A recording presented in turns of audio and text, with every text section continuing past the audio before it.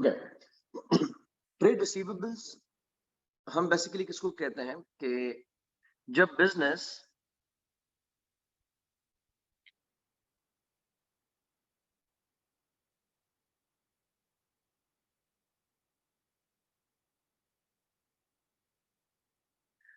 जब भी कोई बिजनेस सेल्स करता है on credit,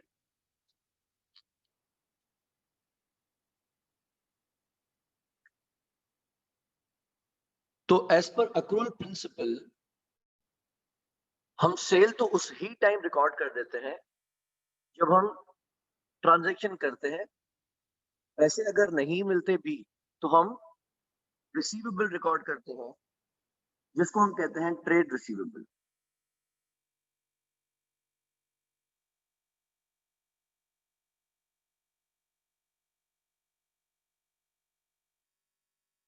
now what happens कि जितनी भी हम क्रेडिट पे सेल्स किए जाते हैं उतना हमारा ट्रेड रिसीवेबल बढ़ा जाता है। Since trade receivable is an asset, तो जब भी सेल करते हैं तो डेबिट करते हैं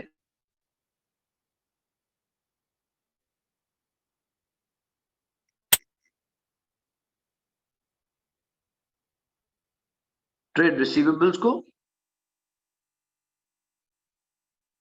और क्रेडिट करते हैं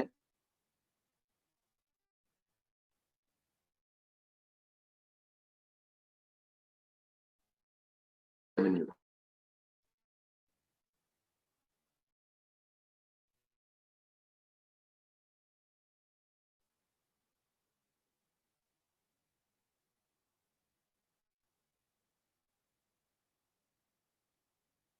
तो ये तब की एंट्री होती है जब हम सेल,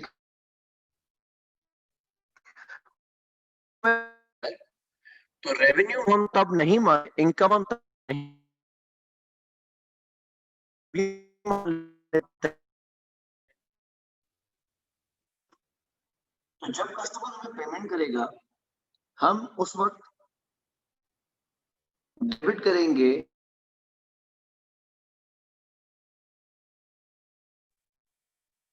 कैश और बैंक, और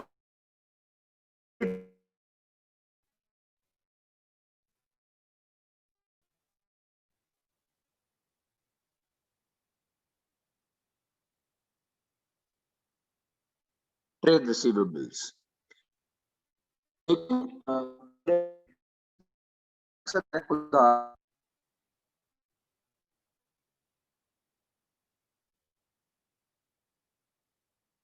और उधार के हवाले से हम पाकिस्तान में एक ठीक ठाक स्लोगन जो दुकानदार अपनी दुकानों पे पेस्ट कर देते हैं टू डिस्करेज उधारी। बिजनेसेस ये चाहते हैं कि वो जो भी चीजें बेचें कस्टमर उनको हाथ के हाथ पैसे देके जाए, कैश देके जाए, उधारी ना करे। तो बड़े स्लोगन्स बनाए गए कि आज नकद कल उधार, या उधार एक जंग है इसीलिए बंद है, या कश्मीर की आजादी तक उधार बंद है। तो नकद बड़े शौक से, उधार अगले चौक पे, ऐसे टालते हैं वो। ऐसे इस तरीके से कि उधार मांग के शर्मिंदा ना करें, वो ट्राई करते हैं बिजनेसेस कि हम उधार ना दें, क्रेडिट ना दें। बिकॉज पैसे कलेक्ट करना एक बहुत बड़ी ट्रबल हो जाती है उन बिजनेसेस के लिए, और मांगना भी उनके लिए मसला हो जाता है। लेकिन जो बड़े बिजनेसेस हैं ऑब्वियसली उनको रन करने के लिए हमारा कस्टमर हमसे क्रेडिट मांगेगा, और क्योंकि एक ट्रेंड चल पड़ा है अगर हम नहीं देंगे हमारा कॉम्पिटिटर दे देगा, तो वो कस्टमर जो हमसे चीज खरीदता था वो हमारे कॉम्पिटिटर से चीज खरीद के चला जाएगा। तो इस वजह से ज्यादातर बिजनेसेस क्रेडिट पे सेल्स करते हैं। तो हमने सेल को सेल तब मान लेना है जब हमने आइटम्स सेल कर दी है,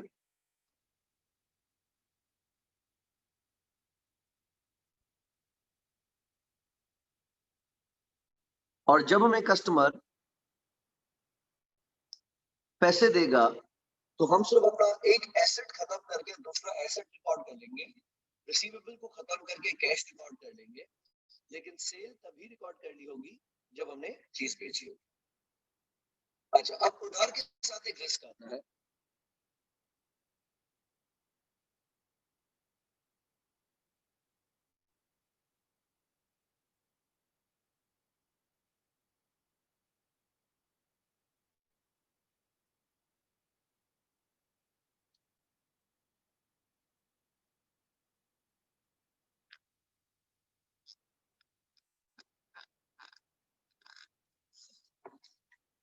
उधार के साथ ये रिस्क इनहेरिट होता है, बंधा हुआ होता है कि हम चीज बेच तो रहे हैं, लेकिन सामने वाला कस्टमर पॉसिबली मुझे पूरे पैसे ना दे या पैसे ना दे और पैसे दिए बगैर भाग जाए। ऑल्दो बिजनेसेस किसी भी कस्टमर को उधार देने से पहले उसकी प्रॉपर स्क्रीनिंग करते हैं, प्रॉपरली देखते हैं कि वो फाइनेंशियली स्टेबल है या नहीं है, उसका बिजनेस कैसा है, उसकी बैंक स्टेटमेंट कैसी है, और मल्टीपल चीजों को इंश्योर किया जाता है ऑन विच बेसिस एक बिजनेस डिसाइड करता है कि हमें लोन देना है या नहीं देना, हमें कस्टमर को उधारी देनी है या नहीं देनी। लेकिन उसके बावजूद भी कहीं ना कहीं एक पॉसिबिलिटी रह ही जाती है कि शायद सारे कस्टमर्स या सारा का सारा अमाउंट हमें वापस ना मिले। इसमें एक लेवल होता है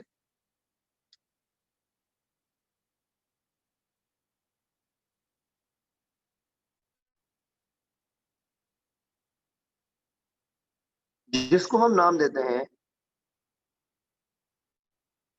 डाउटफुल डेट्स। ठीक है, एक लेवल होता है जिसको हम नाम देते हैं डाउटफुल डेट्स। डाउटफुल का मकसद हमें सिर्फ और सिर्फ शक है कि इन कस्टमर्स से पैसे नहीं मिलेंगे या कस्टमर से इतने पैसे नहीं मिलेंगे। सो दीज आर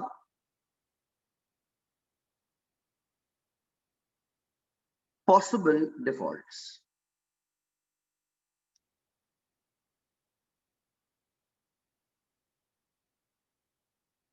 जबकि इसका दूसरा लेवल आता है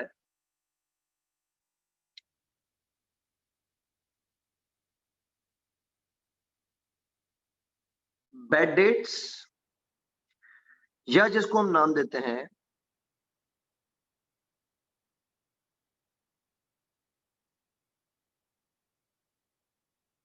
इररिकवरेबल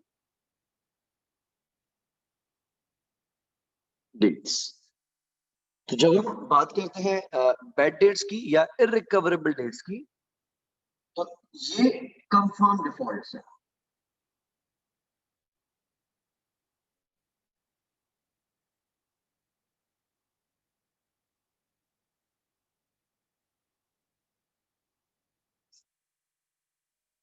तो पहले लेवल में हमें सिर्फ डाउट होता है कि पॉसिबली कितने पैसे हमें नहीं मिलेंगे, जिसको हमने कहा डाउटफुल डेट्स। कि हमने किसी कस्टमर को अगर चीजें बेची हैं और पता चला है कि वो कस्टमर अब फाइनेंशियली साउंड नहीं है, मार्केट में एक दो बंदों के पैसे इसने रोके हुए हैं, हमारे भी पैसे इसने रोके हुए हैं, तो हमें जहन बन जाता है कि जैसे इसके हालात है, मुमकिन है कि ये पूरे पैसे नहीं देगा या कम पैसे लेके ही इसे जान छुड़ानी पड़ेगी। तो ये हो जाता है हमारा डाउटफुल डेट्स। लेकिन एक कस्टमर जिसने कंफर्म, हमें पता चल गया कि ये बिजनेस ही इसका डूब गया, ये बंदा ही खत्म हो गया और यहाँ से हमें कोई भी पैसे नहीं मिलने, जिसका कॉमनली एक रूल होता है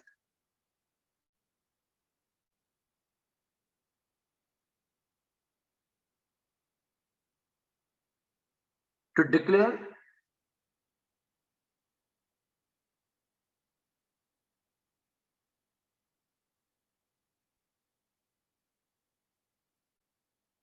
बैंक्रप्सी।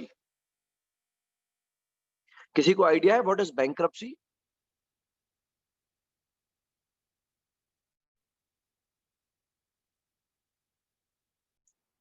रहमान, आप ओवरड्राफ्ट की तरफ तो नहीं जा रहे? You are saying it's zero cash. What is bankruptcy? आपने अपने करीब करीब कभी ये सुना है कि ये दिवालिया हो गया, कि इस बंदे ने दिवालिया डिक्लेयर कर दिया? ओके, कुछ भी नहीं है, ठीक है। Okay, when business has no money, basically एक एक्सट्रीम लेवल है, Priya as you are saying या Rahman as you are saying, कि एक बंदे के पास कुछ भी नहीं है, कुछ हो या ना हो, लेकिन बैंकरप्सी जो डिक्लेयर करनी होती है वो बेसिकली एक लीगल प्रोसेस होता है।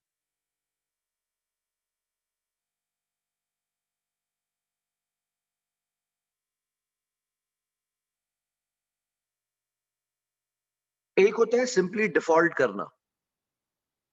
डिफॉल्ट करने का मकसद कि मैं आपको आपके पैसे नहीं दे सकता, उन बंदों को हम कहते हैं डिफॉल्टर। कुछ बंदे अ, फितरती तौर पे डिफॉल्टर होते हैं, कुछ बंदों की मजबूरी होती है, लेकिन डिफॉल्टर बन जाता है, यानी वो अपने ड्यूज क्लियर नहीं कर पाते। एक होता है दिवालिया निकाल देना। दिवालिया निकाल देने का मकसद क्या है कि एक शख्स जिसके ऊपर कुछ कर्जे हैं, मिसाल बैंक से भी उसने कर्जा लिया हुआ है और बाकी बिजनेसेस से भी उसने कर्जा लिया हुआ है और उसके ऊपर मार्केट का पैसा है, लोग उससे पैसा मांग रहे हैं, लेकिन इसके पास देने को कुछ है नहीं, या अगर है भी तो नीयत नहीं। होता क्या है कि ऐसे हालात में अक्सर लोगों को जब बहुत ज्यादा परेशान किया जाता है, धमकाया जाता है, फैमिली को प्रेशर में लाया जाता है, तो वो बंदे अक्सर सुसाइड की तरफ चले जाते हैं। तो हम उनको एक लीगल कवर देते हैं। तमाम दुनिया के ममालिक में होगा क्या कि अगर कोई भी बैंक या पार्टी उस बंदे के अगेंस्ट केस फाइल कर दे, एफआईआर दाखिल करा दे कि इसने मेरे पैसे नहीं दिए, तो उसका केस जाएगा कोर्ट में। कोर्ट में अगर वो बंदा ये कह दे कि मेरे पास कुछ भी नहीं है, मैं कहां से दूं, तो कोर्ट इस बात को वेरीफाई करेगा कि क्या इसके नाम पे या इसकी फैमिली के नाम पे कोई एसेट्स हैं या नहीं। उसके तमाम तर बैंक बैलेंसेस देखे जाएंगे, उसके नाम पे अगर कोई प्रॉपर्टीज हैं, कोई गाड़ियां हैं, या कोई भी प्रॉपर्टीज अगर उसके नाम पे है, तो कोर्ट क्या करेगी, वो तमाम तर एसेट्स सेल करवाएगी और जो भी पार्टीज हैं, जो भी लोग हैं, जो भी कंपनीज हैं, उनको उनके पैसे पे ऑफ करवा देगी। लेकिन अगर वो बंदा बैंक्रप्सी डिक्लेयर कर देता है, दिवालिया निकाल देता है अपना और कहता है कि मेरे पास कुछ भी नहीं है, और कोर्ट उसको बैंक्रप्ट डिक्लेयर कर देती है, तो अब उसको एक लीगल कवर मिल जाएगा कि जिन जिन लोगों के पास उसके पैसे हैं, जिन जिन कंपनीज के ऊपर उसके पैसे हैं, कोई भी बंदा या कंपनी, उसका एक रेडिएशन होता है, इनफैक्ट डायमीटर होता है, कोई कहते हैं कि 2 किलोमीटर या 3 किलोमीटर तक आपने फिर उस बंदे के करीब नहीं जाना, क्योंकि अगर आप उस बंदे के करीब गए और खुदा न खास्ता उसने सुसाइड कर दिया, तो आपके ऊपर कत्ल का मुकदमा बन जाएगा। गेम खतरनाक है कि पैसे भी मेरे और कातिल भी मैं बन जाऊंगा। तो ऐसे प्रोसेस के बाद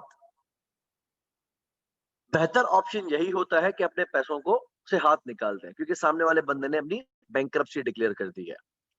जब कोई बंदा दिवालिया निकालता है तो उसको बैंकरप्सी कहते हैं।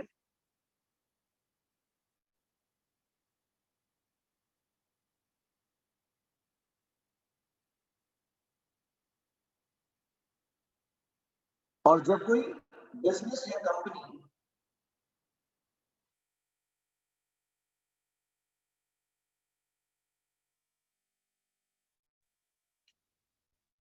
दिवालिया डिक्लेयर करे तो उसको बोलते हैं इंसॉल्वेंसी। बिल्कुल ऐसा होता है कि बाज बंदे क्या करते हैं, फेक बैंकरप्सी डिक्लेयर करते हैं, और हमारे पाकिस्तान में माशाल्लाह से ये प्रैक्टिस बहुत ही ज्यादा कॉमन है कि एक बंदा मार्केट से ट्रेड करता है, काम करता है, अगर बदनीयत है तो ठीक है, जिसको हम कहते हैं बेईमान है, तो वो क्या करेगा, शुरू में ना आपका कॉन्फिडेंस विन करेगा। आप उसको पैसे देंगे महीने के लिए, वो 10-15 दिन में लौटा देगा। आप उसे ट्रेड करते जाएंगे, वो आपको जल्दी पैसे देता जाएगा। तो मार्केट में एक इमेज बन जाती है कि ये बंदा गोल्डन है। यानी ये पैसे टाइम पे देता है। अक्सर हमारे यहाँ, मुझे कहना नहीं चाहिए लेकिन उसका रिलीजियस कवर भी लेते हैं। वो अक्सर लोग क्या करते हैं, ये बहुत बड़ी दाढ़ी रखवा लेंगे और अपने आप को बड़ा नमाज़ी शो करेंगे, पाक शो करेंगे। तो उससे क्या होता है, बहुत सारे लोगों का उन पे ट्रस्ट बन जाता है कि ये नमाज़ी है या मज़हबी बंदा है और बड़ा अच्छा बंदा है। तो उस वजह से लोग क्या करते हैं, उस पे ज़्यादा ट्रस्ट करने लग जाते हैं। अब जब ट्रस्ट विन कर लेते हैं, तो फिर ट्रांज़ैक्शन का वॉल्यूम बड़ा होता जाता है। पहले अगर लाखों की थी, तो अब वो कहानी करोड़ों में चली जाती है। और क्योंकि हाजी साहब बेसिकली जो कि अलहाज बन चुके होते हैं, वो लोगों का ट्रस्ट विन कर चुके होते हैं, तो लोग भी क्या करते हैं, उन पे फिर भरोसा करने लग जाते हैं और उनको पैसे देना शुरू कर देते हैं। तो एक जब ठीक-ठाक अमाउंट बन जाता है, तो वो भाई साहब अचानक से छपड़ हो जाते हैं, गायब हो जाते हैं, पैसे देना बंद कर देते हैं। और अब मसला ये है कि अगर आप प्यार-मोहब्बत से माँग लें, किसी तरीके से सेटअप बना लें कि वो आपको पैसे दे दे, तो बड़ी अच्छी बात है।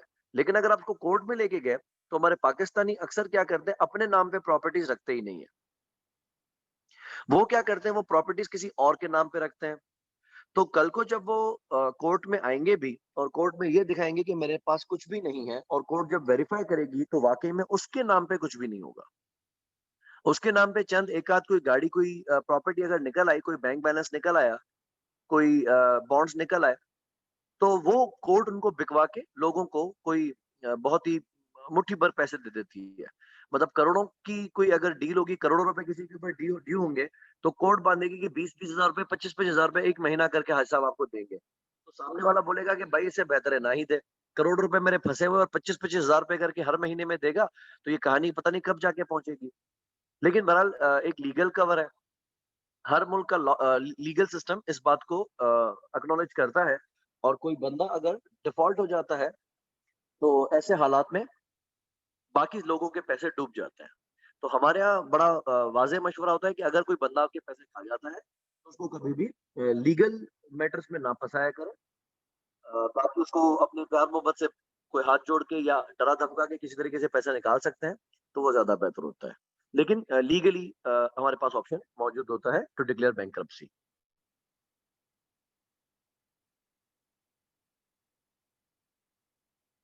ठीक हो गया। अच्छा, तो अगर हमारे पास ये श्योर हो जाए कि सामने वाली पार्टी ने यानी बंदे ने बैंक्रप्सी डिक्लेयर कर दी है, और अब वो किसी को भी पैसे नहीं देगा और ना ही अब उससे कोई पैसे माँग सकता है, तो वो रिसीवेबल कैश के अगेंस्ट कवर नहीं हो पाएगा। क्योंकि रिसीवेबल तो हमारे पास रिकॉर्डेड है, एसेट तो हमारे पास रिकॉर्डेड है, लेकिन हमें पता है कि अब इसमें से कोई भी फ्यूचर इकोनॉमिक बेनिफिट्स एक्सपेक्टेड है नहीं। तो उसको हम कहते हैं बैड डेट या फिर इर्रिकवरेबल डेट। अच्छा, अब सवाल आती है कि सवाल ये आता है कि हम लॉस कब रिकॉर्ड करें?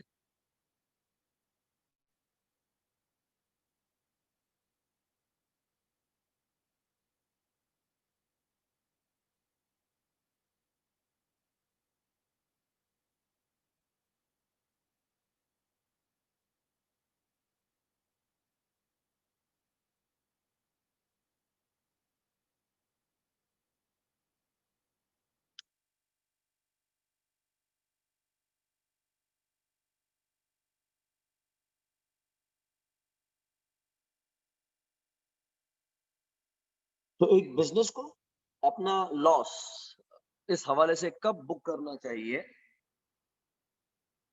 इसमें हम फॉलो करते हैं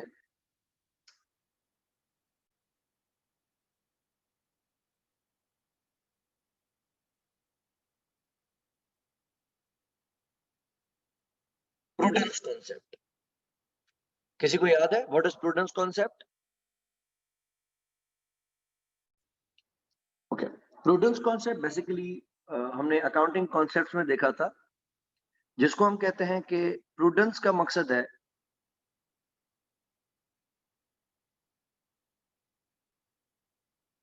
डिग्री ऑफ कॉशन।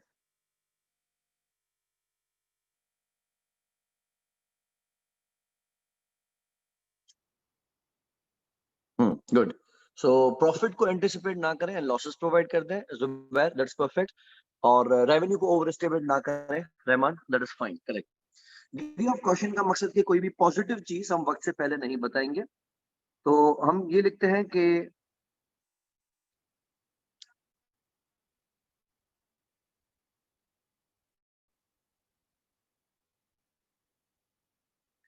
एसेट्स को ओवरस्टेट ना करें।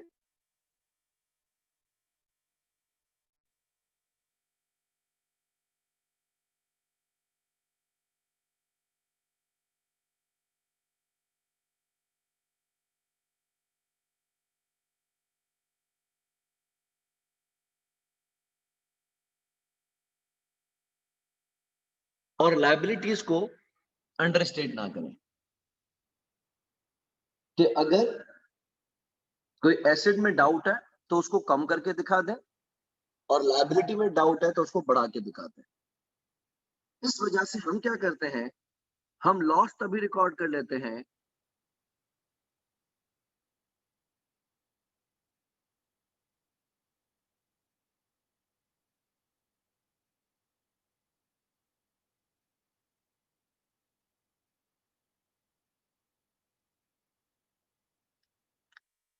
फिर। सो लॉस तब रिकॉर्ड किया जाएगा when there is a doubt of default. Record कैसे किया जाएगा, इसका हम एक अलग अकाउंट बनाएंगे।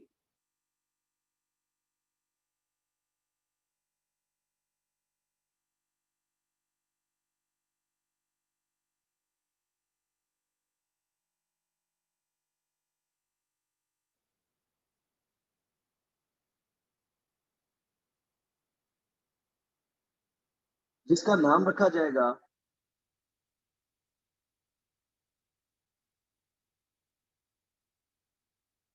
अलाउंस फॉर रिसीवेबल्स, या इसको कहा जाएगा अलाउंस फॉर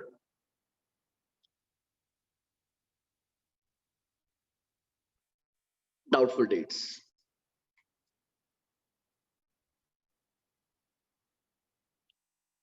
ओके, रहमान आपने टर्म यूज किया है प्रोविजन, तो मैं इस चीज को क्लियर कर दूं कि जो लफ्ज प्रोविजन है,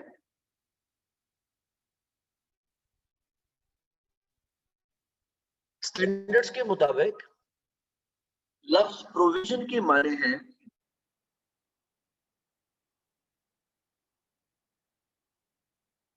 that a provision is a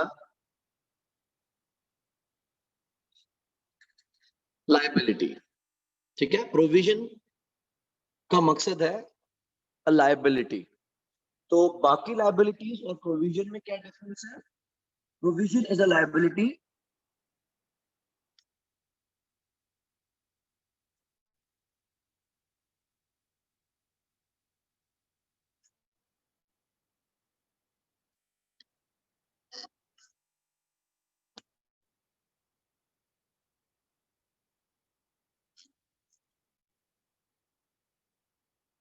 of uncertain timing और अनसर्टेन अमाउंट। ठीक है, तो इसकी डेफिनेशन में वाज़ेह है कि प्रोविजन का मकसद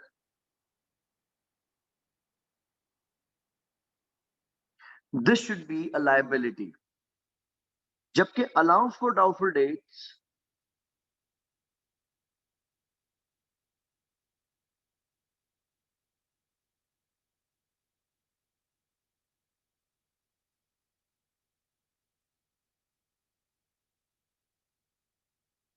allowance is basically not a liability, it is just a doubt that asset will not be recovered।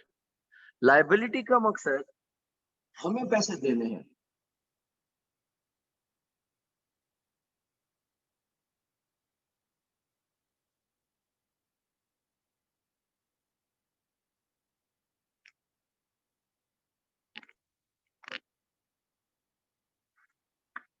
तो अलाउंस में हमें डाउट है कि हमें हमारे पैसे नहीं मिलेंगे, यानी इनफ्लो नहीं होगा, जबकि लायबिलिटी का मकसद है आउटफ्लो होना चाहिए।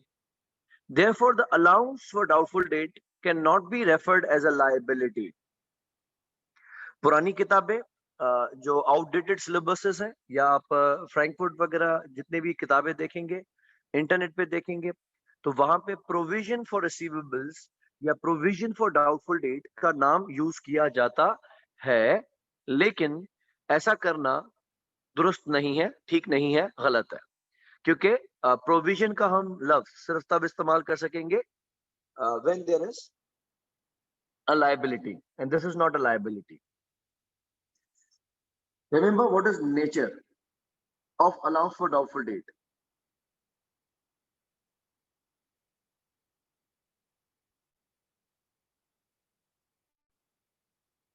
वैसे हमने अल्सर पढ़ा है assets, liabilities, capital, expense and revenue. हमने 5 तरह के अकाउंट्स पढ़े हैं जो कि हम नॉमिनल लेजर के अंदर उसके टीसीएफ्स बनाते हैं। लेकिन this allowance for doubtful debts is basically none of these 5। इसका एक एक्स्ट्रा नाम आता है जिसको हम कहते हैं that this account is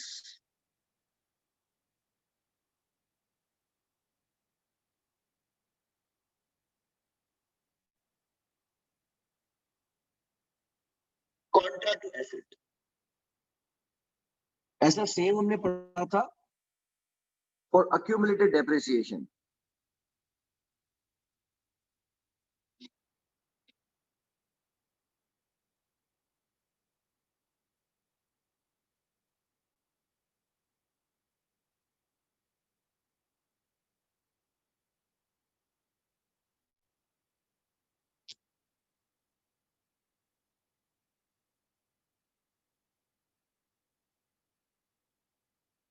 तो जिस तरह accumulated depreciation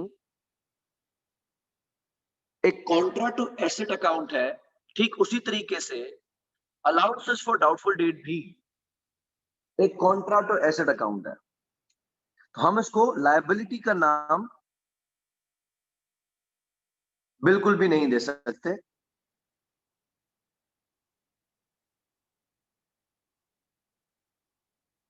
So this would rather be referred as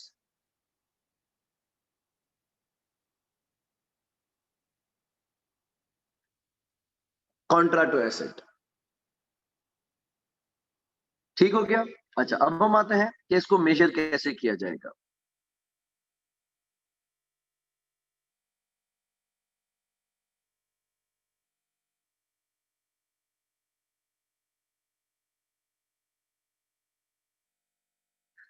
ये डिपेंड कंपनीज पे करता है कि वो अपना रिस्क क्वांटिफाई किस तरीके से करता है।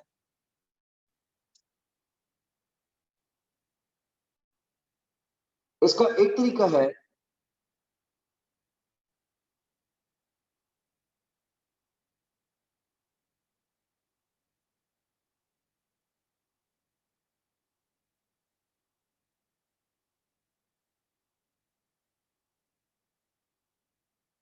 कि हम इसको रिकॉर्ड करें as a percentage of total receivables, कि हमारे जितने भी रिसीवेबल्स हैं उनमें से एक परसेंटेज रख लें।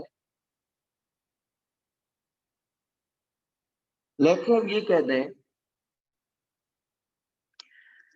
that 3% of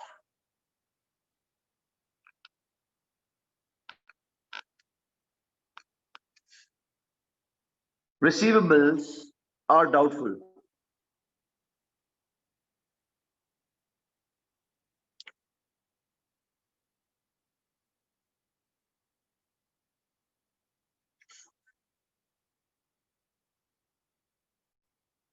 हालांकि अभी सामने वाले ने पैसे देने से मना नहीं किया, सामने वाले ने बैंक्रप्सी डिक्लेयर नहीं की है, गुंजाइश है कि पैसे मिलेंगे, लेकिन हमें प्रूडेंस कॉन्सेप्ट को फॉलो करते हुए नुकसान को वक्त से पहले रिकॉर्ड करना है।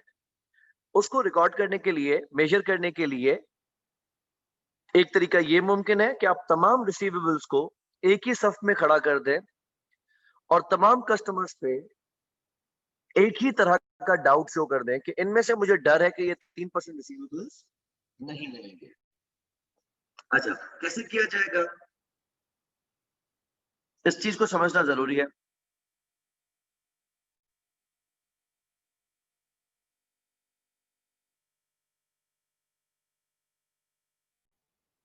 Okay, so let's say for instance के as a 30th June 2016 keychain limited के पास 13 लाख रुपए के ट्रेड रिसीवेबल्स थे।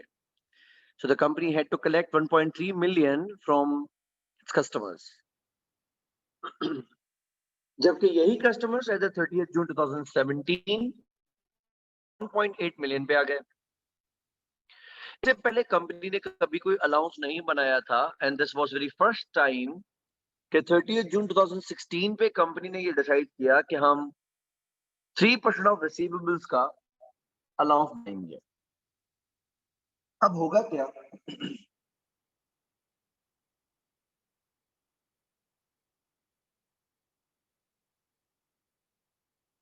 30th जून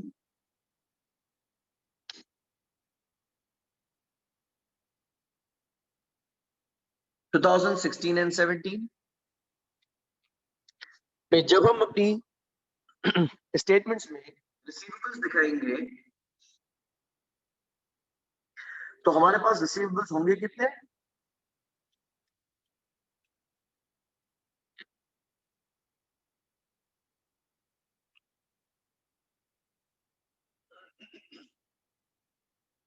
तो 2016 में हमारे पास रिसीवेबल्स हैं 13 लाख रुपए के,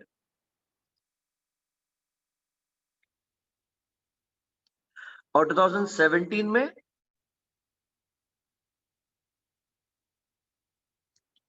हमारे पास रिसीवेबल्स हैं 18 लाख रुपए के। हम इसमें से कॉन्ट्रा करेंगे, माइनस करेंगे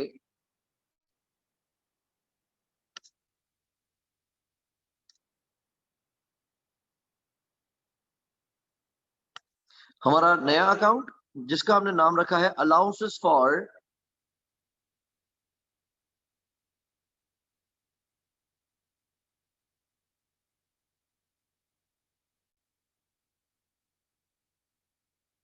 डाउटफुल डेट्स। तो पहले साल में मुझे डाउट क्या है कि 13 लाख का 3% मुझे रिकवर नहीं होगा। 13 लाख का 3% कितना बनेगा? 39,000। तो आउट ऑफ 13 लाख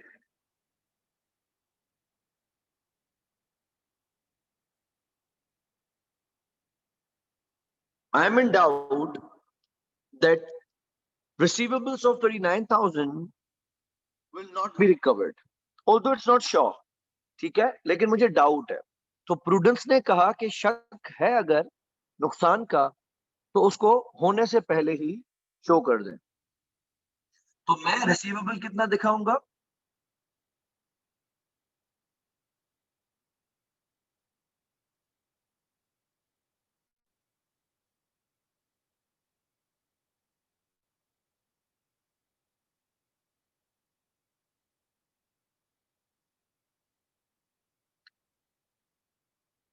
$1,261,000।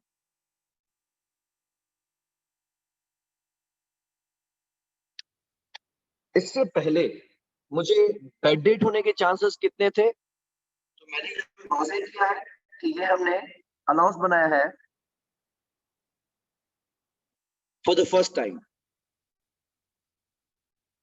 तो इसको रिकॉर्ड करने के लिए हम क्या करेंगे?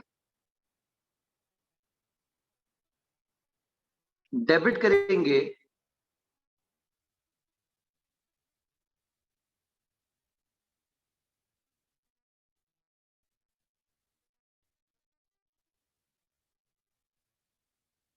Receivable expense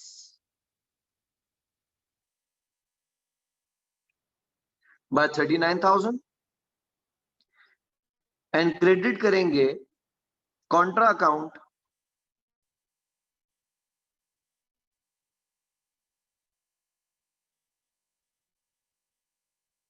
allowance for doubtful debts by 39,000। अब मेरे पास allowance for doubtful debt already मौजूद है। अगले बार क्या होता है कि मेरे आते हैं 18 लाख, और चांसेस ऑफ रिकवरी अभी भी सेम है, यानी अभी भी मुझे खौफ है कि मेरे रिसीवेबल्स में से 3% कस्टमर्स पैसे नहीं देंगे।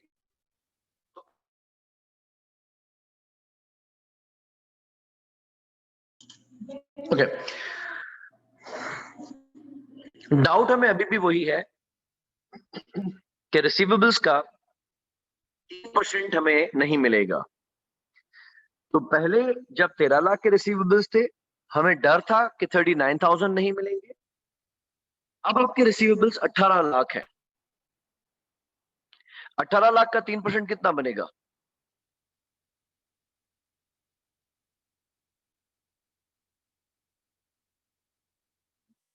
54,000। ओके,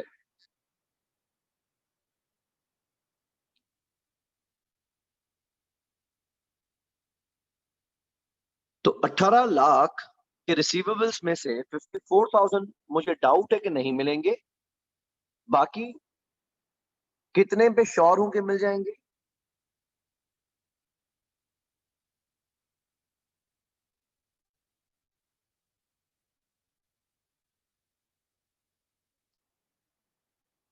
17,46,000।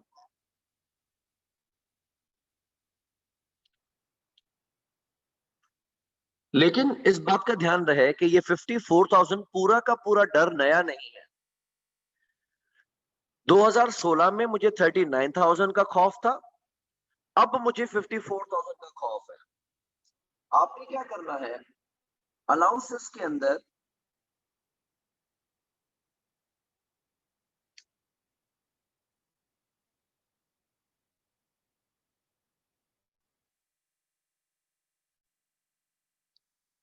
हमें देखना है कि हमारे खौफ में इजाफा हुआ है या कमी।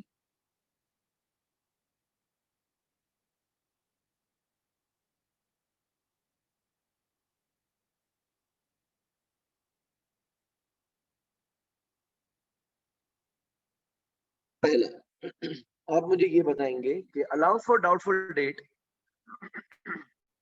नेचुरली तौर पे क्रेडिट पे आएगा या डेबिट पे?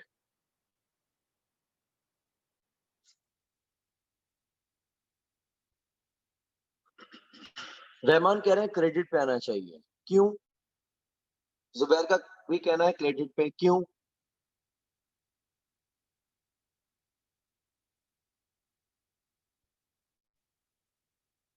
Because it is contra to asset, तो ये एसेट के उलट चलेगा। Fair, this is contra to asset. तो अगर एसेट बजाते खुद डेबिट पे रहता है, तो उसको गिराने के लिए हमें क्रेडिट पे ही कुछ रखना पड़ेगा। तो अलाउ फॉर डाउटफुल डेट में हम रखेंगे क्रेडिट पे।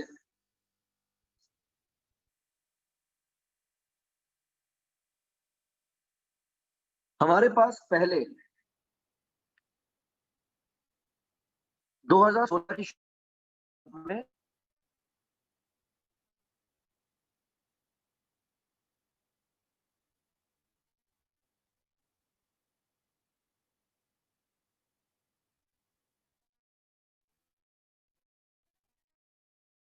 कोई नहीं था,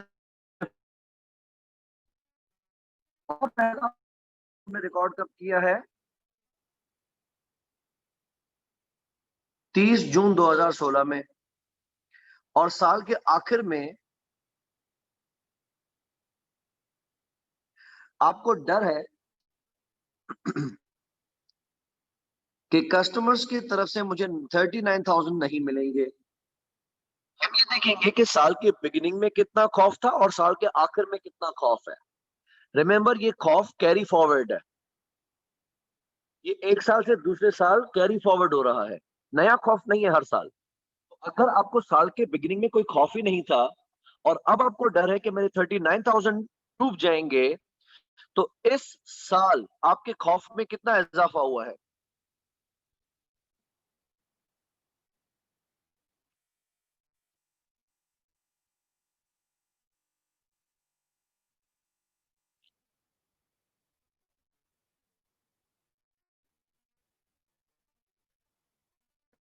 में पूरा 39,000 का पूरा 39,000 ही इजाफा,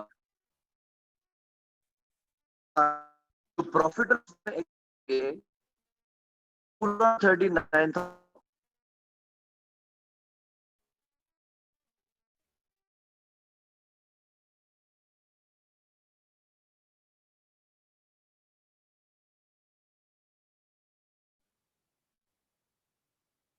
अब क्या होगा, 1 जुलाई 2016 पे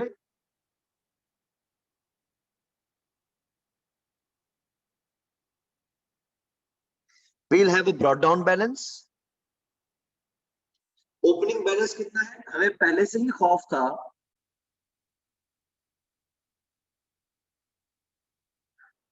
कि हमारे 39,000 डूब जाएंगे, जबकि साल के आखिर में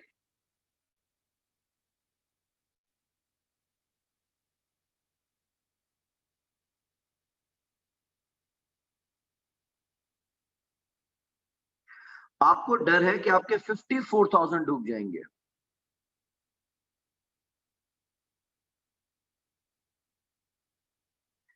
$54,000 डूबने के खतरे में से 39,000 का खतरा तो पुराना है।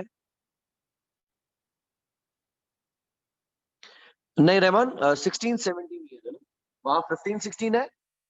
1 जुलाई 17 नहीं होगा, 1 जुलाई 16 से लेकर 30 जून 2017।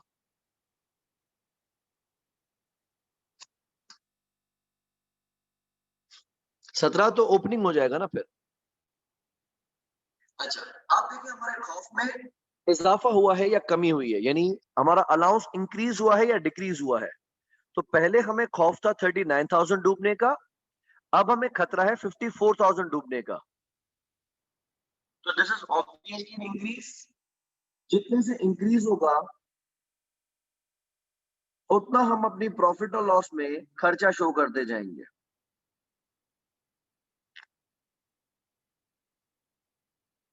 डिफरेंस कितना है, 15,000।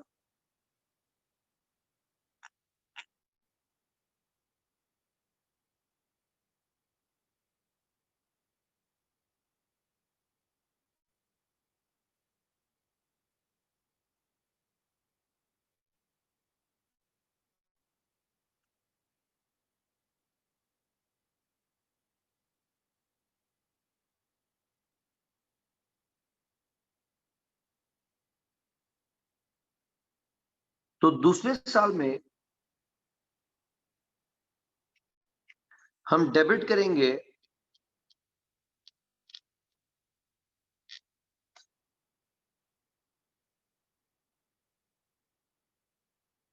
Receivable expense bye 15,000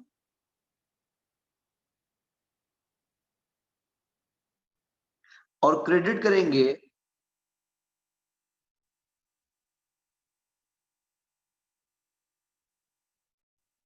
allowance for doubtful dates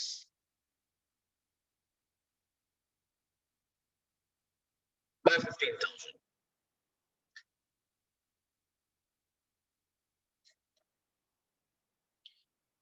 तो इस बात का ध्यान रहेगा कि अलाउंस फॉर डाउटफुल डेट में पूरा का पूरा डर एक्सपेंस नहीं माना जाएगा। सिर्फ जो डर में इजाफा होगा वो नुकसान माना जाएगा, अगर डर में कमी आ जाती है तो उसको इनकम माना जाएगा।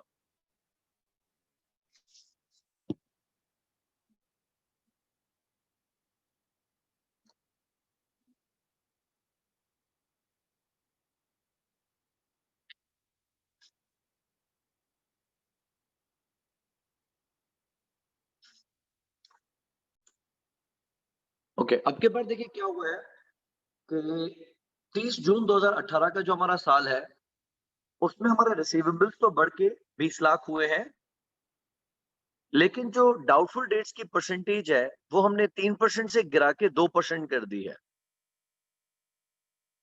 तो क्या आप मुझे बता सकते हैं कि 30 जून 2018 में रिसीवेबल कितना दिखेगा और प्रॉफिट लॉस में क्या जाएगा?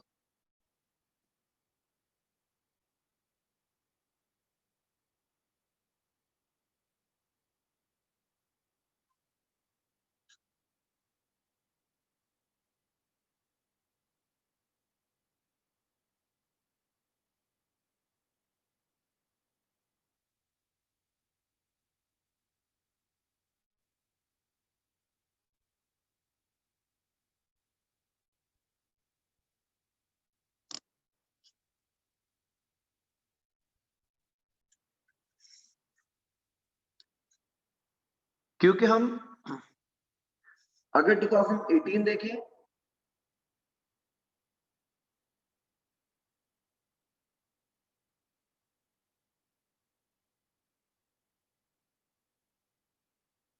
तो हमारा रिसीवेबल तो 20 लाख है, लेकिन हमारा अलाउंस का जो रेट है that has been reduce to 2%. So this is making a figure of 40,000 only.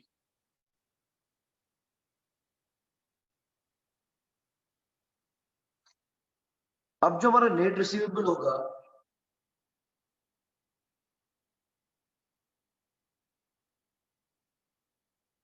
that's supposed to be 19,60,000. लेकिन अगर हम अलाउंस को देखें,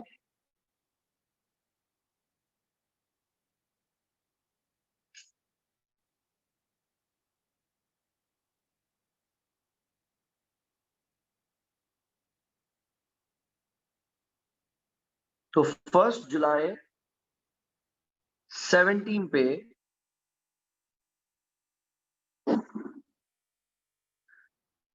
हमारा डर कितना है? जो हमने वहां छोड़ा था 54,000 का डर था,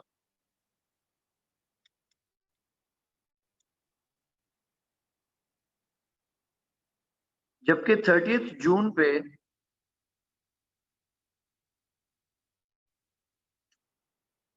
हमारा कैरी डाउन बैलेंस, यानी हमारा डर है 40,000 का. तो वी कैन ऑब्जर्व कि earlier we were scared of losing 54,000 rupees, and by end of June 2018 we are only scared of losing 40,000 rupees. हमें जो खौफ है, डर है, उसमें रिडक्शन हुई है ऑफ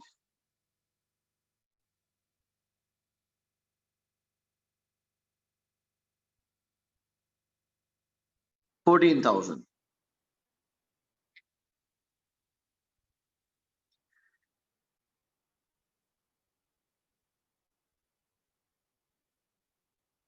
इसको हम करेंगे रिडक्शन इन एक्सपेंस, और एक्सपेंस जब रिड्यूस होता है तो क्रेडिट होता है.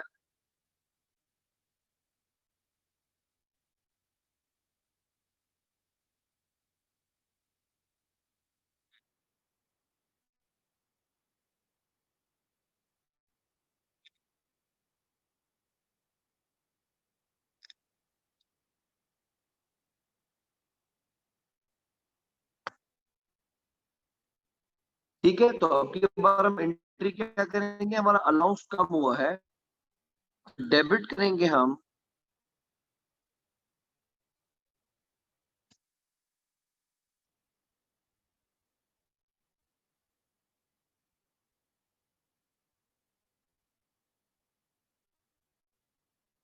Allowance for doubtful debts by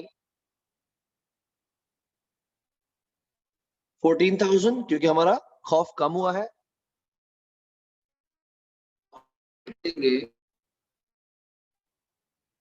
civil expense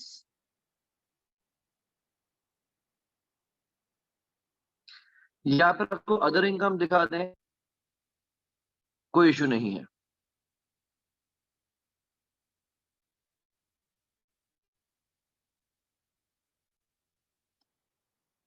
ये हो गया 14,000 से.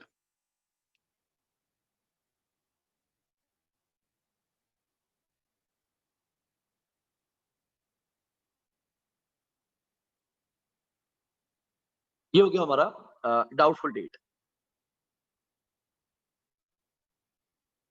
हम ऑल्दो अभी फर्दर तरीके देखेंगे डाउटफुल डेट्स कैलकुलेट करने के, बिकॉज यहाँ पे हमने तमाम तर कस्टमर्स को एक ही साथ में खड़ा कर दिया और सबको मिला के हमने 3% या 2% का डर लगा दिया कि सब में से हमें खतरा है।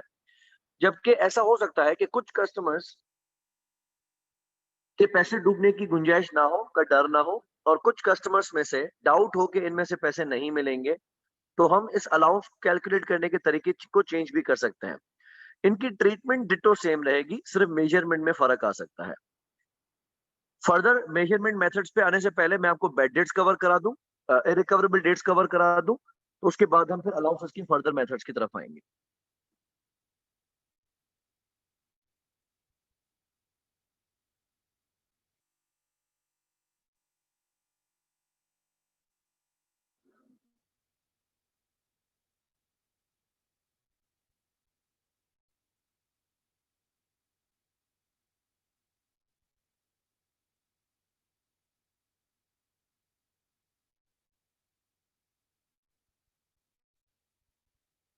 So the next area is bad debts or irrecoverable debts.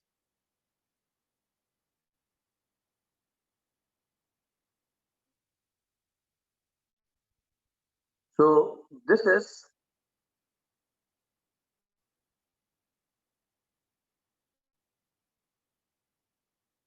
confirm loss. तो अगर हमें सामने से पता चलता है कि उस कंपनी ने इंसॉल्वेंसी डिक्लेयर कर दी है या हमारे किसी इंडिविजुअल कस्टमर ने बैंक्रप्सी डिक्लेयर कर दी है and we are now damn sure कि अब इस कस्टमर से पैसे नहीं मिलेंगे,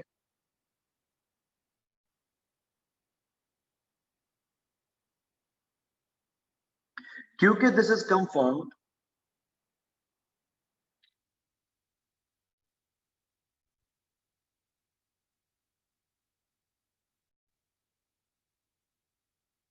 तो इस लॉस को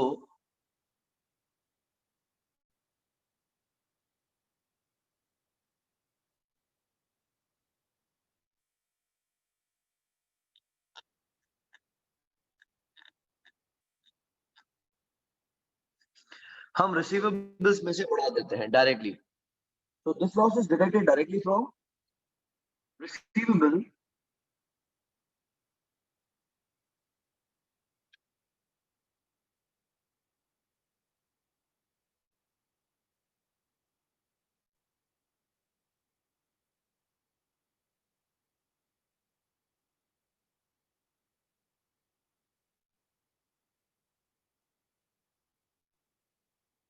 और अब इसको हम कॉन्ट्रा करके नहीं दिखाते, इसको हम अलाउंस करके नहीं दिखाएंगे ऑब्वियसली, बिकॉज अलाउंस हम तब तक करेंगे जब तक डाउट होगा। जब कंफर्म हो जाएगी चीज तो हम उसको अलाउंस शो नहीं करेंगे बल्कि डायरेक्टली अपना लॉस दिखा देंगे।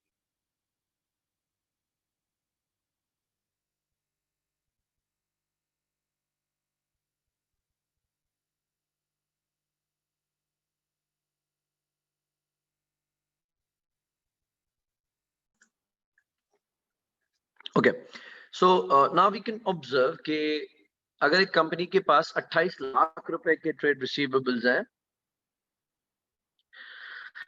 जबकि इनमें से एक कस्टमर जिसके ऊपर हमारे 3 लाख रुपए थे वो आउट ऑफ बिजनेस हो गया, वो बैंकरप्ट हो गया,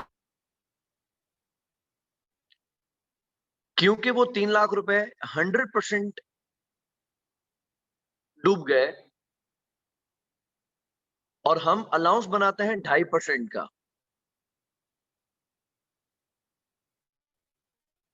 तो इस 3 लाख रुपए के ऊपर तो 2.5% लगाने की कोई गुंजाइश ही नहीं है, बिकॉज वो तो 100% बैंकरप्ट हो गया है। ओके, मेकिंग लिटिल करेक्शन है कि मैं यहाँ पे 2019 लिख रहा हूँ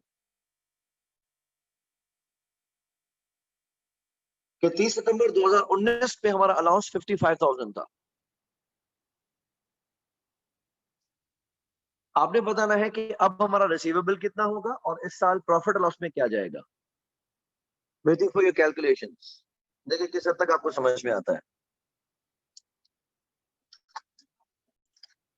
ओके, तो पहला तो ये गेम है कि जो हमारा कंफर्म बेड डेट है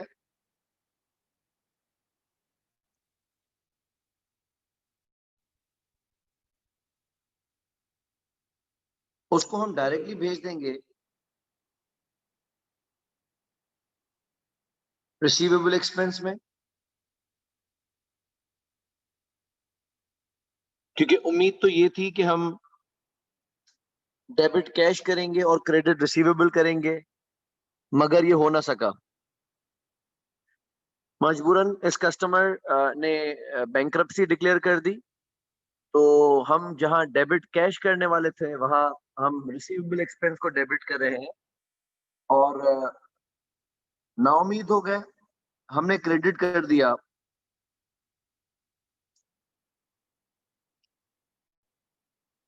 ट्रेड रिसीवेबल को, अपने पैसों से हमने हाथ उठा लिए।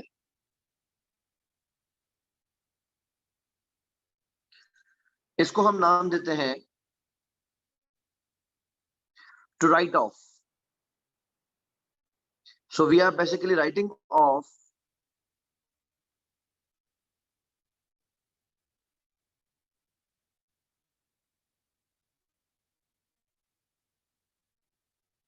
एन इररिकवरेबल डेट,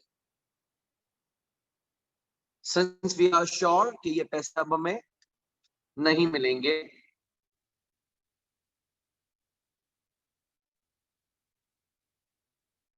अब जब हम रिसीवेबल्स दिखाएंगे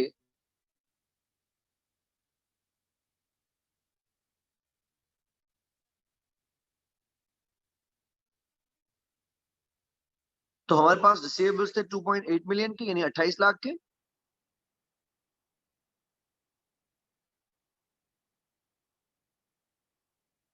जिसमें से 3 लाख वाला क्योंकि कंफर्म है, तो हम उसको अलाउंस करके नहीं दिखाएंगे, बल्कि उसको रिसीवेबल्स में से डायरेक्टली उड़ा देंगे।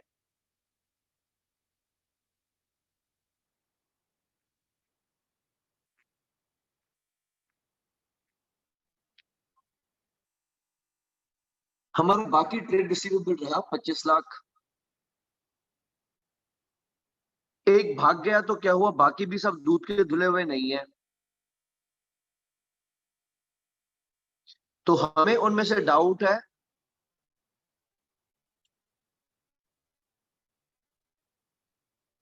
कि 25 लाख का 2.5%, 2.5% कितना बनेगा?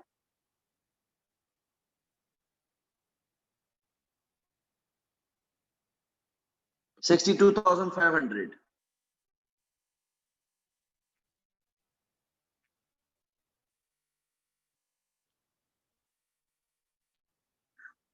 तो हमें डर है कि 62,500 अभी भी हमें कलेक्ट नहीं हो सकेंगे।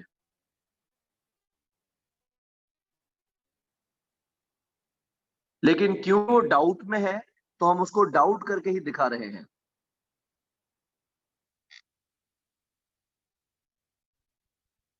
तो हम अपनी पोजीशन में नेट रिसीवेबल्स कितने दिखाएंगे?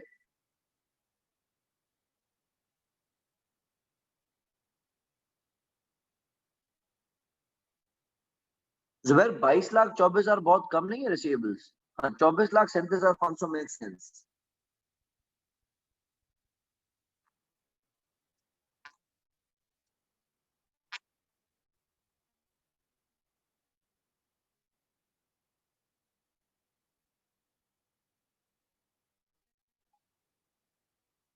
क्योंकि हमारा नेट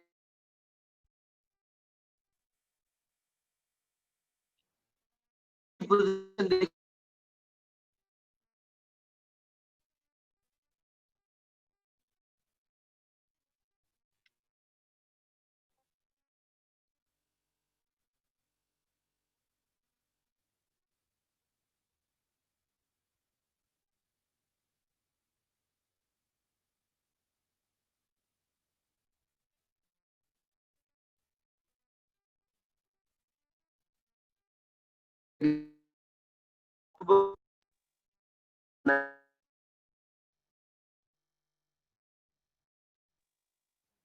हमने पहले ही अलाउंस बनाया हुआ था 58,000 का।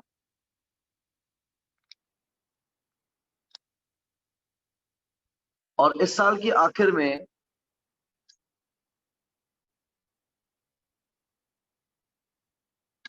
That is at 30th September 2020.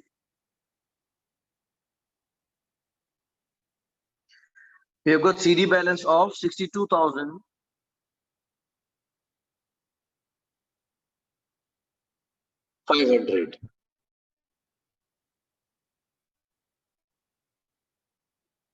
सही है?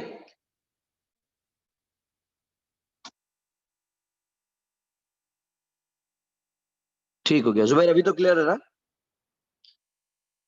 अच्छा, अब क्या सीन बना कि हमें पहले खौफ था कि हमारे 58,000 डूब जाएंगे, अब हमें खौफ है कि हमारे 62,500 डूब जाएंगे। तो एक बेड डेट होने के बावजूद भी हमारा खतरा कम नहीं हुआ, बल्कि उल्टा खतरा बढ़ा भी है।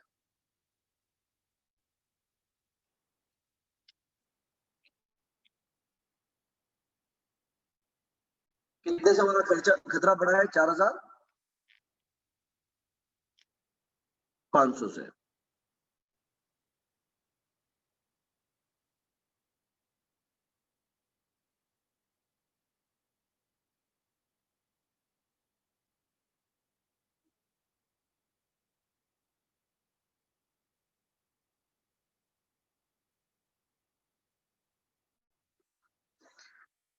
इस साल हम टोटल प्रॉफिट लॉस में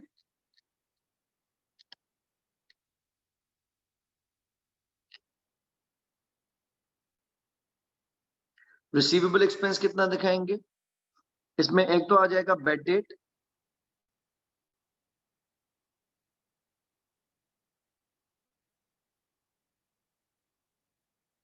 जो कि कंफर्म भाग गया था, that was of 300,000।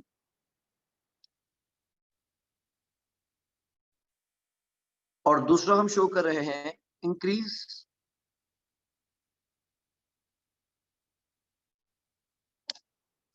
In allowance for doubtful dates, that is 4,500।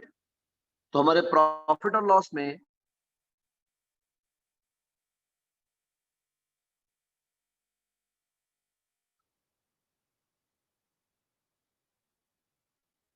इस साल जाएगा 3,04,500 और नेट रिसीवेबल दिखेगा कितना?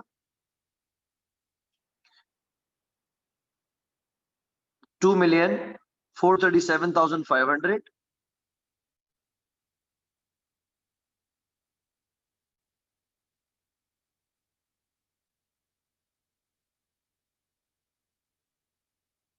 कोई कंफ्यूजन हो तो डिस्कस कर ले। तो जो भी हमारा कंफर्म बेड डेट है उसको हम रिसीवेबल में से ही उड़ा रहे हैं, बाकी जिसमें डाउट है उसको हम अलाउंस करके शो कर रहे हैं।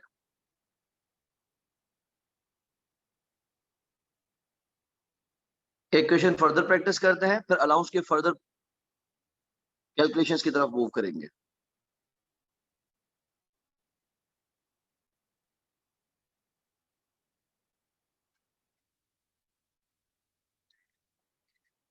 रमन, इसमें देखिए हमारे पास एक तो 3 लाख रुपए का कंफर्म बेड डेट हुआ है, ये तो हमारे प्रॉफिट लॉस में एज एन एक्सपेंस जाएगा ही जाएगा। और दूसरा आपके अलाउंस में 4,500 का इजाफा हुआ है। तो एक तो आपके खतरे में इजाफा हुआ है और एक तो कंफर्म बेड डेट हुआ है। तो 3 लाख रुपए का बेड डेट होना और 4,500 का अलाउंस में इंक्रीज होना, ये दोनों अमाउंट्स मिलके हमारे प्रॉफिट और लॉस में चले जाएंगे। और ये अमाउंट बन रहा है 3,04,500 का। तो इस साल जब हम इनकम स्टेटमेंट बनाएंगे उसमें रिसीवेबल एक्सपेंस की मद में 3,04,500 शो करेंगे।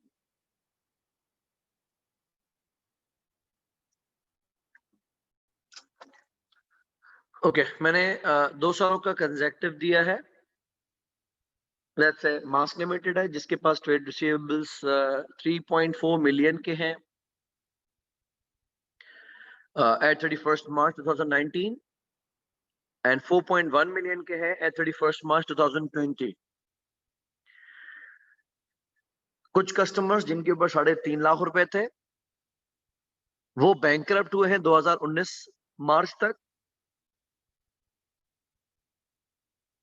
और कुछ कस्टमर्स जिनके ऊपर 2,60,000 थे वो मार्च 2021 के दौरान बैंकरप्ट हुए हैं। दोनों सालों की बिगिनिंग में यानी 1 अप्रैल 2018 पे हमारे डाउटफुल डेट्स का अलाउंस 42,500 बना हुआ था, और हमारी पॉलिसी के मुताबिक हम रिसीवेबल्स का 2% डाउटफुल समझते हैं। तो आपने बताना है कि 31 मार्च 2019 पे हमारा रिसीवेबल कितना दिखेगा नेट, और 2020 31 मार्च पे हमारा नेट रिसीवेबल कितना दिखेगा, एंड इन दोनों ईयर्स में हमारा प्रॉफिट लॉस में रिसीवेबल एक्सपेंस कितना कितना होगा। Waiting for your answer.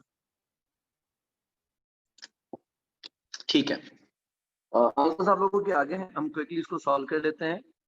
We have got 2 years in, that is 31st March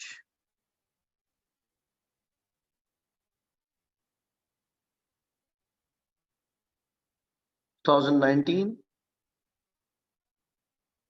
and 2020.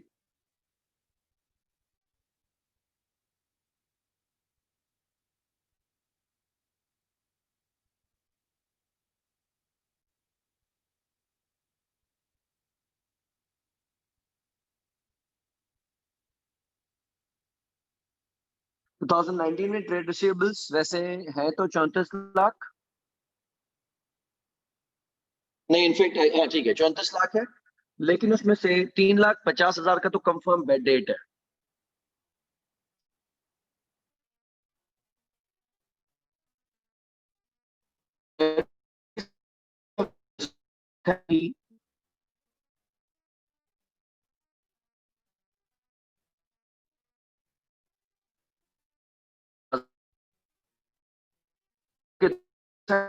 got receivables of 4 million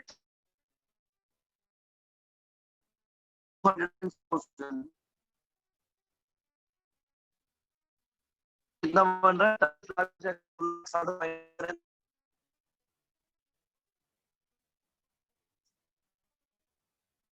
38,50,000।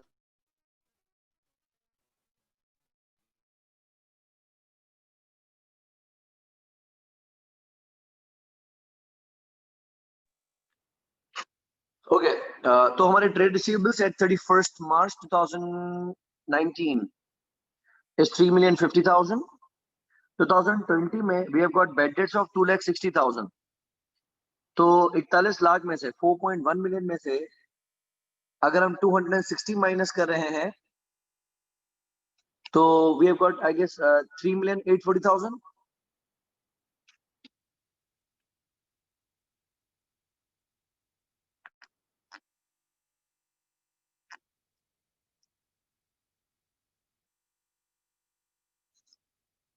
इसमें से हम माइनस करेंगे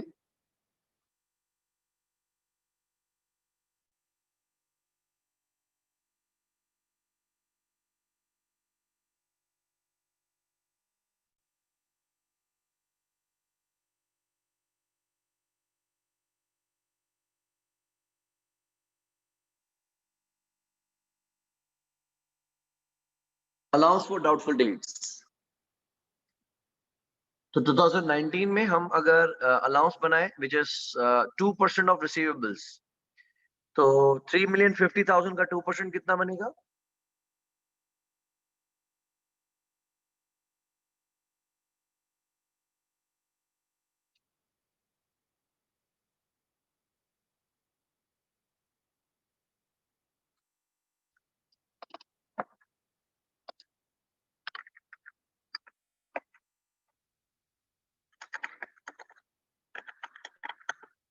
That is 61,000।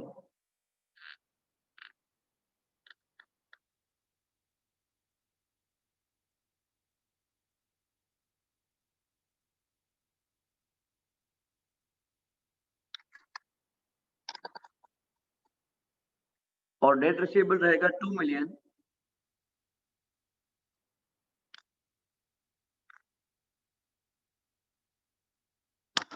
989,000 का।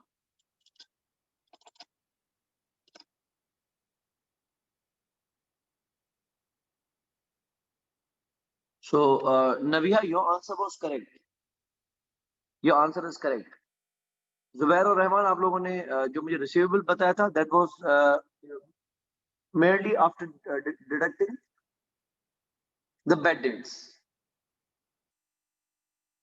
अच्छा, दूसरा हमारे पास 3,840,000 का रिसीवेबल है। इस पे हम लगाएंगे 2%, दैट इज 76,800।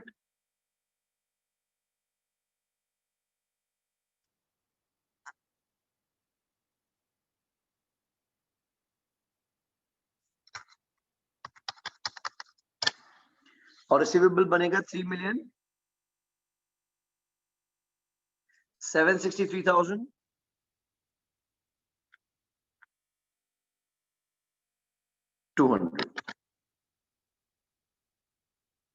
ठीक है, ये हमारे बन गया नेट रिसीवेबल्स।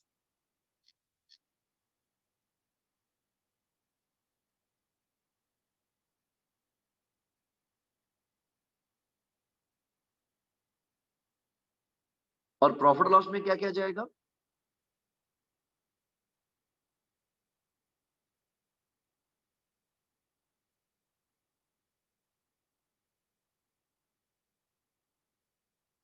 रिसीवेबल एक्सपेंस में एक तो हम दिखाएंगे कंफर्म बैड डेट्स,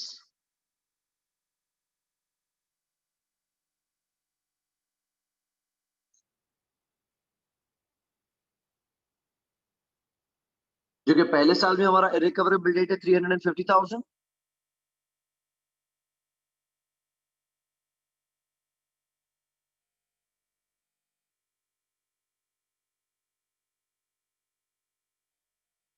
और दूसरे साल में it is 260,000।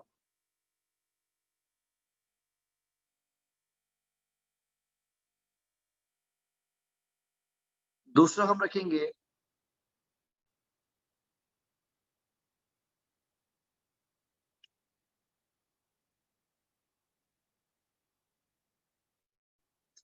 Increase in allowance for doubtful dates.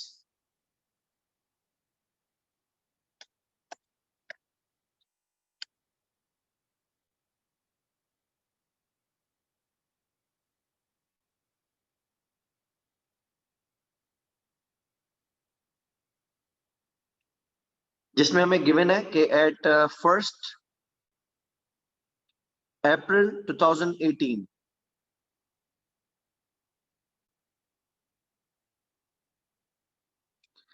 हमारा अलाउंस पहले से ही कितना बना हुआ था? 42,500।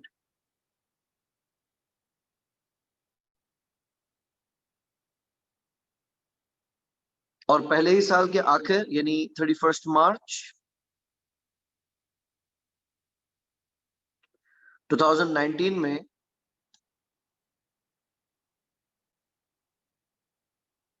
हमारे अलाउंस का सीडी बैलेंस है 61,000।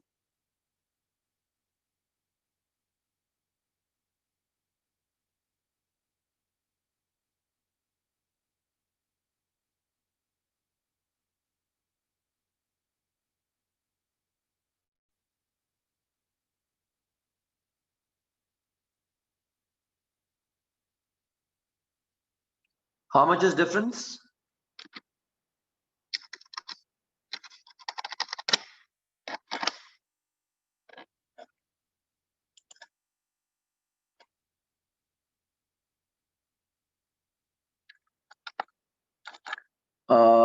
रहमान, ट्रांसपोजिशन है, it's 18,500 I guess.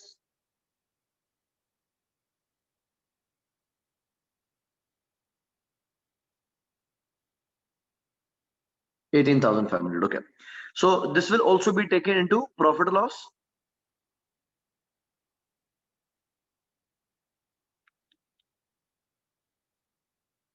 As receivable expense. तो हमारा इंक्रीज इन अलाउंस हो गया 18,500।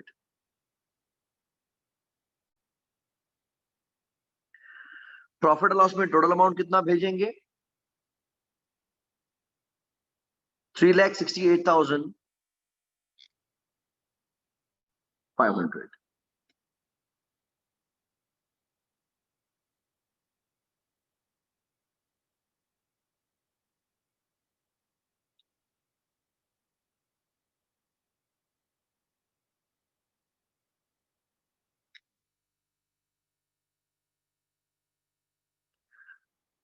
Then next year end, start of year 1st April 2019.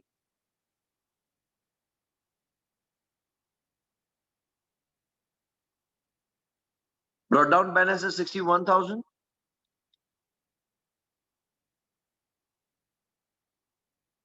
And as at 31st March 2020,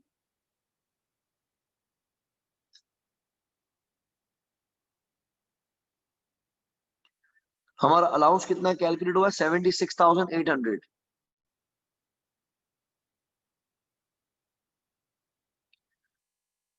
अभी भी इजाफा है, and this is of 15,800.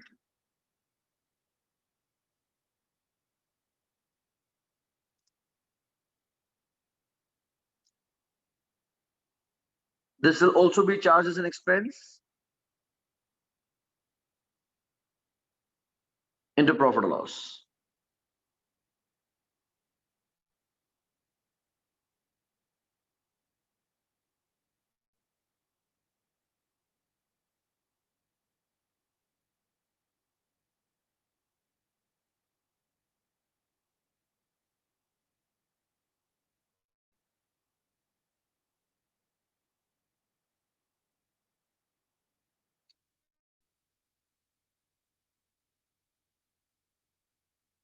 तो दूसरे साल में प्रॉफिट लॉस में टोटल कितना चार्ज हो रहा है? 2 लाख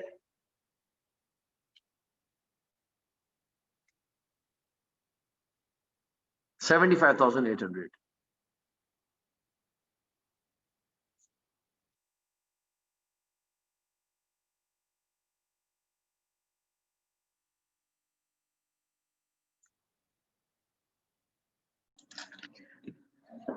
तो ट्रीटमेंट हमारी सेम रहेगी, लेकिन अलाउंसेस को मेजर करने का और तरीका भी है. जिस तरह हमने यहाँ जो अलाउंस कैलकुलेट किया है ऊपर, ये हमने तमाम तर रिसीवेबल्स पे एक ही परसेंटेज लगा दी है. तो इसको हमने नाम दिया, दिस इज जनरल अलाउंस.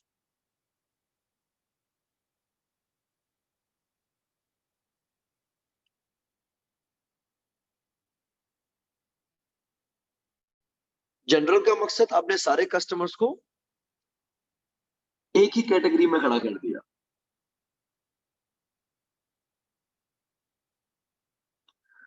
जबकि यही अलाउंस कैलकुलेट करने का दूसरा तरीका है,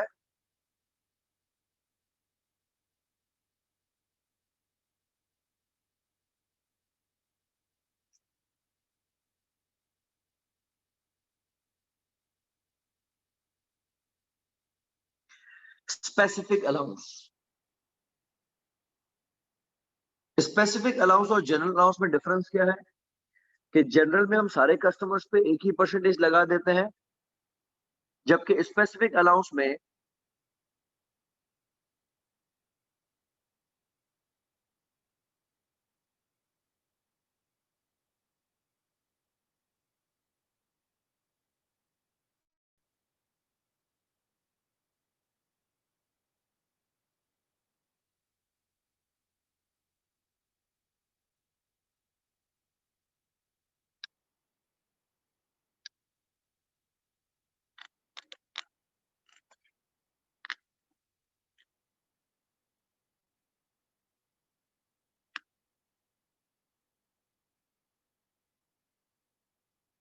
इसके ऊपर हम क्या करते हैं कि हम हर एक कस्टमर के नाम के साथ अलग परसेंटेज असाइन करते हैं. तो उस कस्टमर जिसकी हिस्ट्री हमारे पास मौजूद है, हमें पता है कि कौन पे करने में ज्यादा डाउटफुल है और किसमें हमें बिल्कुल डाउट नहीं है, तो उसके नाम के हिसाब से हम ये परसेंटेजेस लगाते हैं.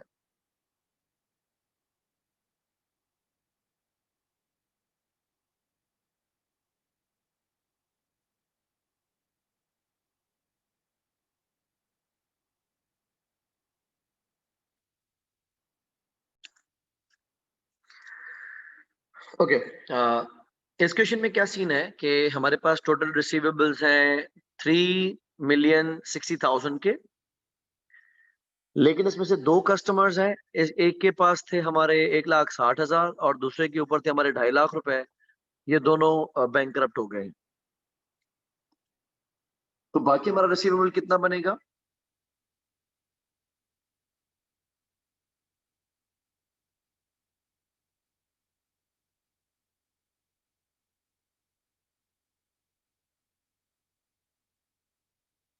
रिसीवेबल था 3,60,000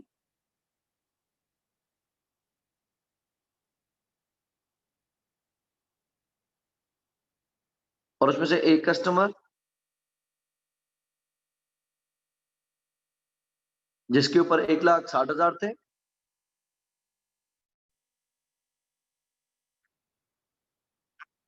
और दूसरे के ऊपर 2.5 लाख थे।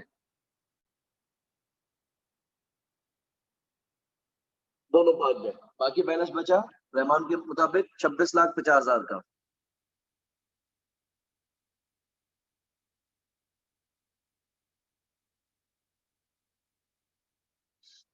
अब इसमें से हम माइनस करेंगे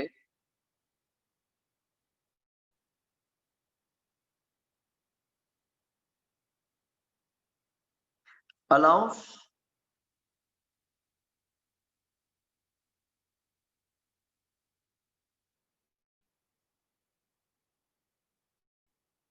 फॉर डाउटफुल डेट्स,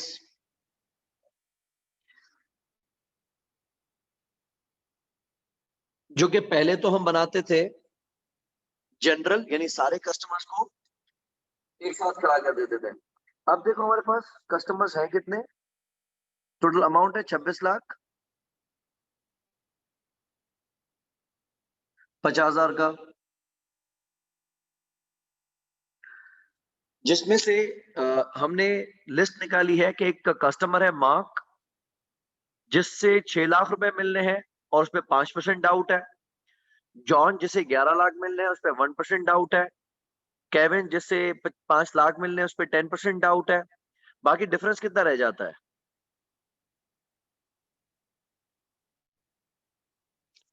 अदर्स का बैलेंस कितना रहेगा?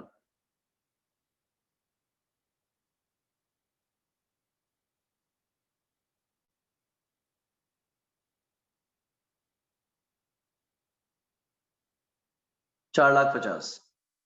अच्छा, अब मार्क से मिलने हैं 6 लाख और उनपे डाउट है 5% ना मिलने का, तो 6 लाख का 5% कितना बनेगा?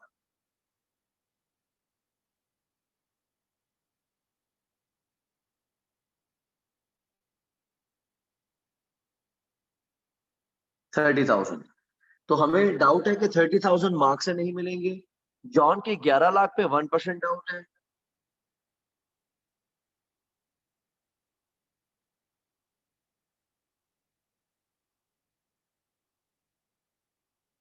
ठीक है, यहां से 11,000 ना मिलने का खतरा है। केविन के 5 लाख पे 10% डाउट है।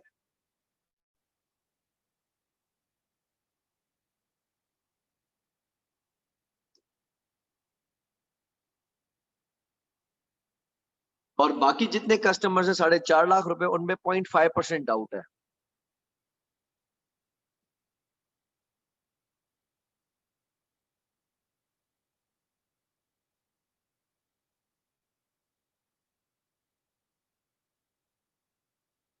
Zubeen, I believe this will be 2,250।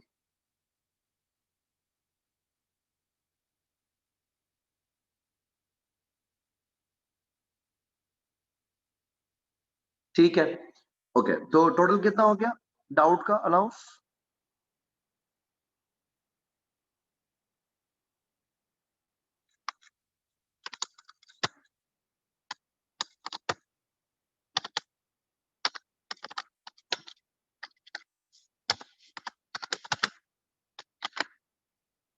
$93,250।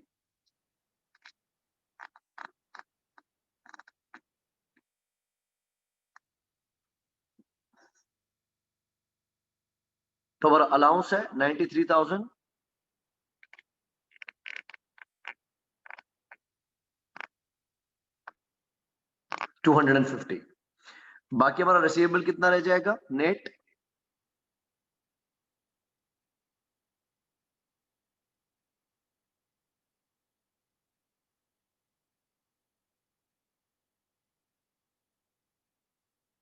2,556,000.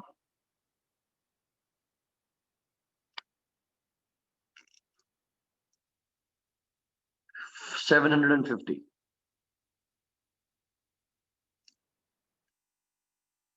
ठीक है, ये आ गया हमारा नेट रिसीवेबल।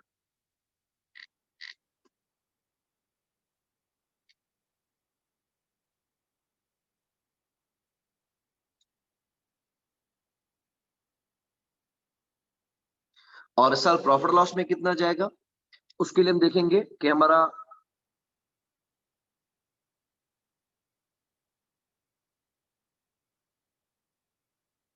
ओपनिंग अलाउंस कितना था, क्वेश्चन में गिवन है 74,000।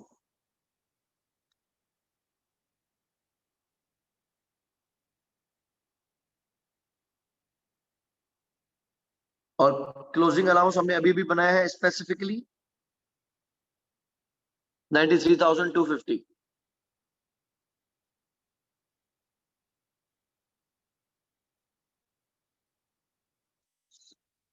फिर इंक्रीज हुआ है, रहमान आप बिल्कुल दुरुस्त कह रहे हैं, कितने से इंक्रीज हुआ है,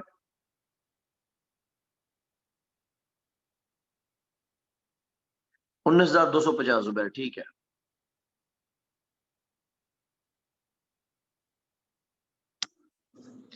तो हम जब प्रॉफिट लॉस में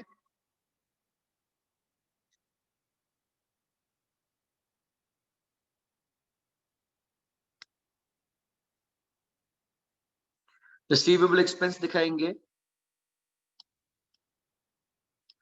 तो एक तो इसमें आ गया हमारा इरिकवरेबल डेट यानी बैड डेट।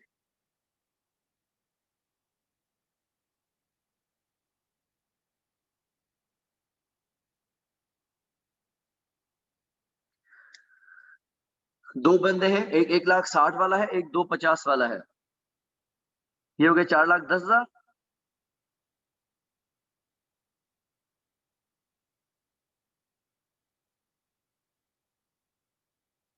सही।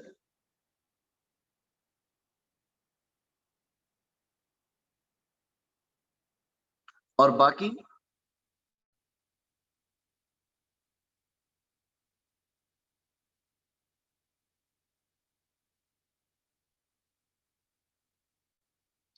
हमारे खौफ में इजाफा हुआ है 19,250 का।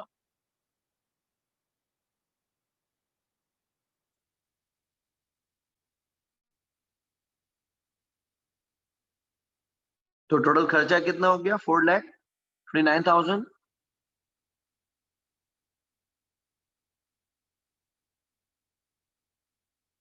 $250 ये हमारा जाएगा प्रॉफिट लॉस में as an receivable expense.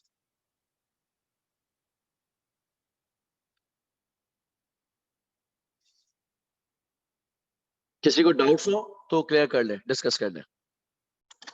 Okay, तो हमारा general allowance for receivables cover हो गया और स्पेसिफिक अलाउंस फॉर रिसीवेबल्स भी कवर हो गया। नेक्स्ट क्लास में हम डिस्कस करेंगे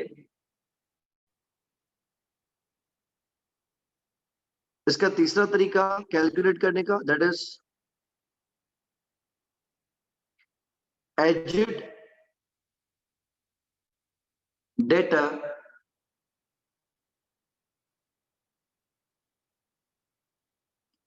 एनालिसिस। ये अलाउंस कैलकुलेट करने का तीसरा तरीका होगा,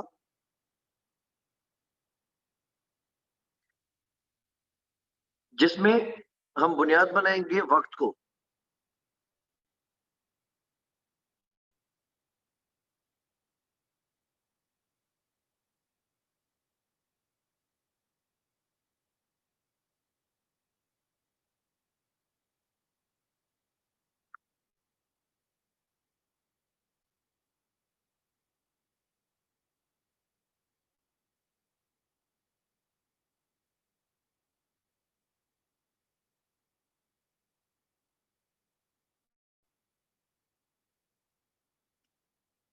जिसमें हम देखेंगे जिस कस्टमर ने ज्यादा अरसे तक पैसे ड्यू किए हुए हैं, so those customers or receivables with long standing dues